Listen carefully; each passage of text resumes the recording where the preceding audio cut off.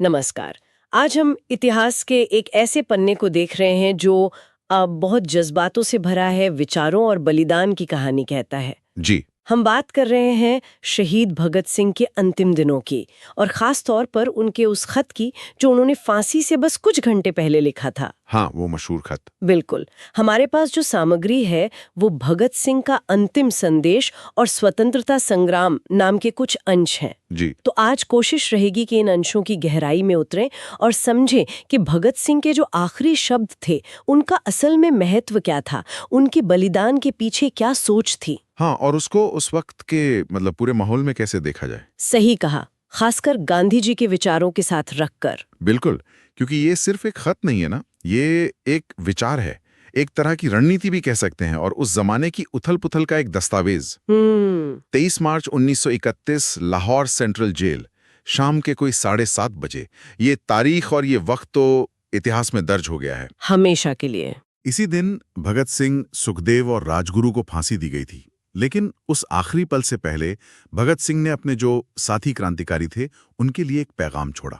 जी। और ये खत उनकी सोच, उनके इरादे कितने साफ थे ये दिखाता है। हाँ, और उस खत की शुरुआती काफी कुछ बताती है।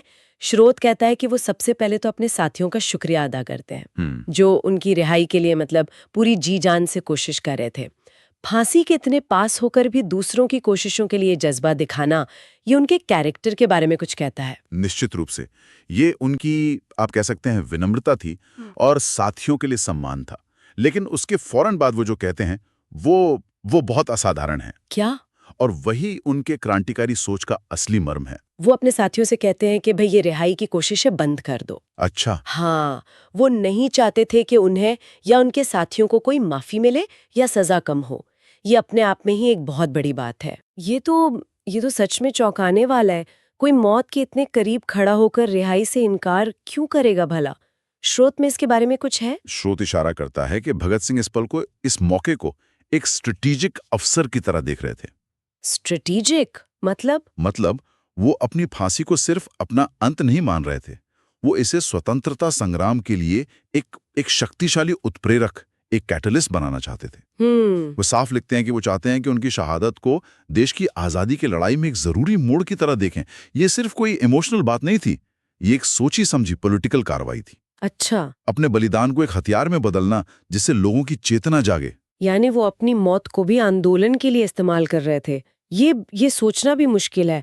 और क्या लिखा उन्होंने पत्र में? उन्होंने साफ कहा कि अगर उनकी शहादत से एक भी इंसान, सिर्फ एक भी इंसान प्रेरित होता है, जागरूक होता है, हाँ, और आजादी की लड़ाई में एक्टिवली हिस्सा लेता है, तो वो समझेंगे कि उनका बलिदान बेकार नहीं गया। क्या बात है। ये दिखाता है कि वो कितने निस्वार्थ थे, देश के लिए उनका समर्पण कितना गहरा था। वो आगे ये भी कहते हैं कि उनके इस फैसले का, यानी फांसी को अपनाने के फैसले का सम्मान किया जाए, इसे कमजोरी न समझा जाए, बल्कि इससे प्रेरणा ली जाए। जैसे वो कह रहे हो कि हमारी लड़ाई सिर्फ जिंदगी तक नहीं है, मरने के बाद भी चलेगी हमारे विचारों से। इस पत्र से ये बिल्कुल साफ हो जाता है कि उनका ये बलिदान ये कोई निराशा में या गुस्से में उठाया गया कदम नहीं था। नहीं, बिल्कुल नहीं। इसके पीछे एक गहरी सोच थी, एक बड़ा मकसद था, पूरे देश को जैसे झंझोड़ना, उन्हें आजादी के लिए जगाना। बिल्कुल। और फिर वही हुआ बिल्कुल, जिसकी वो तैयारी कर रहे थे।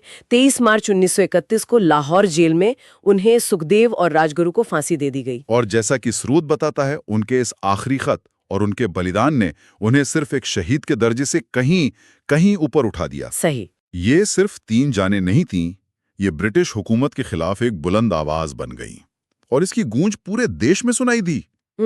स्रोत इस बात पर भी जोर देता है कि सिर्फ भगत सिंह ही नहीं, बल्कि इससे पहले जो काकोरी कांड हुआ था, वो ट्रेन लूटने वाली घटना, हाँ, सरकारी खजाने वाली। हाँ, और दूसरे क्रांतिकारियों के बलिदानों ने मिलकर करोड़ों भारतीयों के मन में वो आजादी की जो लौ थी उसे और तेज कर दिया था। जी। ये घटनाएं सिर्फ कोई लॉ एंड ऑर्डर की प्रॉब्लम नहीं थी, ये ब्रिटिश राज की नींव हिलाने वाले राजनीतिक धमाके थे।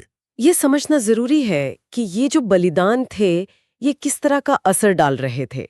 क्या ये सिर्फ लोगों में जोश भर रहे थे या इनका कोई और गहरा असर भी था, जैसा स्रोत बताता है? स्रोत के मुताबिक इनका असर कई तरह का था। एक तरफ तो ये नौजवानों के लिए प्रेरणा बन गए, हाँ। उन्हें एक्टिव पॉलिटिक्स और क्रांतिकारी कामों की तरफ खींचा।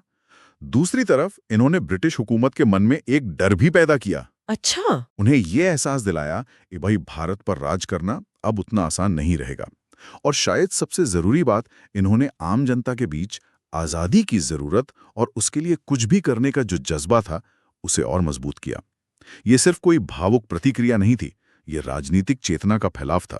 लेकिन उसी दौर में स्वतंत्रता आंदोलन का एक और बहुत बड़ा चेहरा था, महात्मा गांधी। जी बिल्कुल। और उनका रास्ता तो बिल्कुल अलग था। हमारे स्रोत के हिसाब से गांधी जी इस तरह की क्रांतिकारी हिंसक गतिविधियों को कैसे देखते थे? गांधी जी का फलसफा तो एकदम अलग था। उनका रास्ता था अहिंसा का। हाँ। मतलब बिना हिंसा के विरोध, और सत्याग्रह का, यानी सच पर टिके रहकर नाइंसाफी का शांति से सामना करना।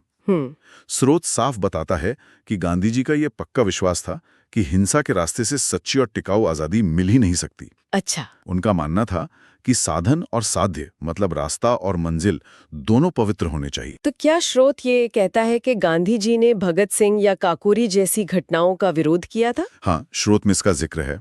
गांधी जी ने काकोरी कांड जैसी घटनाओं की पब्लिकली निंदा की थी।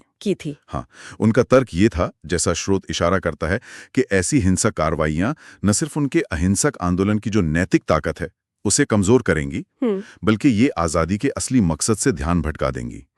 उन्हें यह भी डर था कि हिंसा से ब्रिटिश सरकार को और ज्यादा सख्ती करने का बहाना मिल जाएगा। अच्छा, हाँ, ये भी हो सकता था, जिससे आजादी मिलने में शायद और देर हो सकती थी। तो ये सिर्फ एक नैतिक विरोध नहीं था, इसमें एक स्ट्रेटेजिक चिंता भी थी। तो यहाँ हम साफ तौर पर दो बिल्कुल अलग सोच और रणनीतियां देख रहे हैं। जी। एक तरफ भगत सिंह और उनके साथी, जिनका मानना था कि अंग्रेजी हुकूमत बहरी हो गई है, उसे सुनाने के लिए धमाके की जरूरत है, मतलब क्रांतिकारी कार्रवाई जरूरी है। बिल्कुल। और दूसरी तरफ गांधी जी, जो अहिंसक जन आंदोलन और नैतिक दबाव को ही आजादी का एकमात्र सही और असरदार रास्ता मानते थे। और यही तो भारतीय स्वतंत्रता संग्राम की जटिलता है, उसकी यूनिकनेस है। सही बात है। ऐसा नहीं था कि कोई एक रास्ता ही बिल्कुल सही था और दूसरा बिल्कुल गलत।